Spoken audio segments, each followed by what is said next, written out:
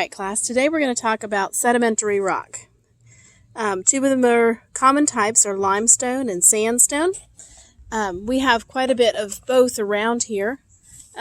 With sedimentary rock, the way it's formed, the reason they call it sedimentary rock and the way it's formed is that sediment is what you call the little pieces of dirt that form when rocks actually break down.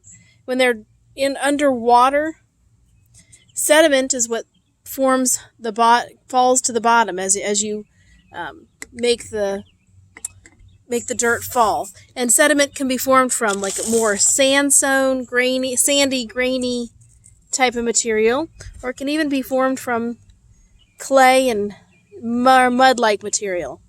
But you can see as it falls to the ground, to the bottom of the jar, over time that jar will become more clear because the sediment settles on the bottom, although some will remain on the top. And if it's moving water, it moves more sediment, and if it's still water, it settles down more quickly. You can already see that the top of this jar is starting to become more clear than the bottom. And if it falls down farther and farther in the water, then the pressure is more. At the bottom of the ocean, the pressure is incredible, and so that pressure helps to compact the sediment that's down there. Sedimentary rock can be recognized because it has layers. Oftentimes it comes in flat pieces, like this piece of rock right here. It's a flat piece, and it's formed layers of dirt and sand, and oftentimes you can even see the layers like you can on this. You can actually see layers of sediment as it's formed down, as it's pressed down. Like I said, sandstone is pretty common around here. Limestone is made from shells that are pressed down in the bottom of the ocean, and they are broken apart and become a chalky type of rock. And then we also get, from our sedimentary rock, we get our fossils. And I have this right here.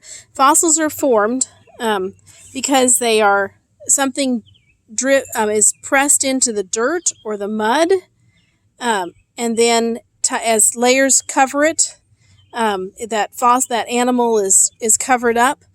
This is a plastic crab, so obviously he's not going to disintegrate, but eventually they would disintegrate. And then sediment, the stuff that's in the bottom of that jar over there, is going to be pressed down into what was once the crab shell, and it becomes more of it fills in, and so you can see where the animal was. And a real life example of that is this one right here. This is a shell, but it's not, the shell is no longer there. It's fine sediment that drifted into the shell, filled it up, and over time became the same shape as the shell, and it was and so that's how that fossil was formed. Even with, I showed you the worm. That's called a bakelite. I looked it up again. The bakelite forms from the shell, the outside of this worm, and these are the different vertebrae that the worm has. Here's another example of that bakelite, and it fits together just like this, and you can see that the sediment came and drifted in, but the two vertebrae were loosely enough together that even when the sediment filled in, you can take it apart, and so that there's two separate pieces to this vertebrae of this worm. It was a very long worm. This is the same kind of worm, but it's a smaller version, and you can see that it is a different color. And that the reason it's a different color is not necessarily because the worm was a different color, but because the sediment that replaced the body parts of that worm was a different. It had a different coloration because of the minerals that were in the water. So here's some other examples. There's a nautilus type of shell. Those were called scaphites. Here's another scaphite shell that you can see, and it formed that fossil there. And here's another one too. This is formed from different animals just falling to the bottom of a body of water, and then it became compressed to the point that it actually formed rock. But you can still see the pieces of animal, the shells and things like that are in this rock. So you can see that it forms in different ways. Finer sediment forms a harder shell, a harder rock, a smoother rock, and then the sand-like sediment will form a rougher rock. That more pressure makes it a heavier or a harder rock. This is actually a really heavy rock, and less pressure makes it more easily crumbled, more grainy, easy to break apart, like the sandstone here.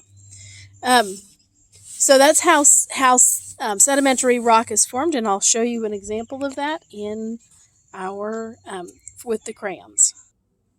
Okay, so I have here an example of sediment. I have taken our igneous rocks, which are the crayons, because the crayon is actually melted rock, and then they put in a form, and then they wrap it with paper to form a crayon. They wrap the wax in coloring with paper to form a crayon. So I'm taking this quote-unquote igneous rock, and I am breaking it down into sediment, and I've made a mess right here. That's what I'm really good at doing. You guys know that by now. And so this is the sediment that is settling. So we're going to have to figure out a way to add pressure to this sediment to reform it into a sedimentary rock. All right, so I've wrapped our sediment in a wax paper package, and then I'm going to wrap it up in foil. And then the next step will be finding a couple pieces of wood to put that in, and making sure that goes between, put a couple pieces of wood to put on either side of it, and then we're going to apply pressure to it. All right, you can see my foil packet here, and I have it, I'm going to put it between two pieces of very hard wood. All the wood does is keep the pressure even, so make a sandwich out of that. I'm here in a very old shop, but it has exactly what I need, and that is a large vise. And this vise is going to apply the pressure evenly throughout the whole packet. So I'll screw that up really tight, and we will see if we can't make some sedimentary rock. We'll leave it here for about an hour and see if that will work. Remember, with this pressure, anything that one would think that it would just keep the rock from getting any shells would get crushed, of course, but that's not allowing for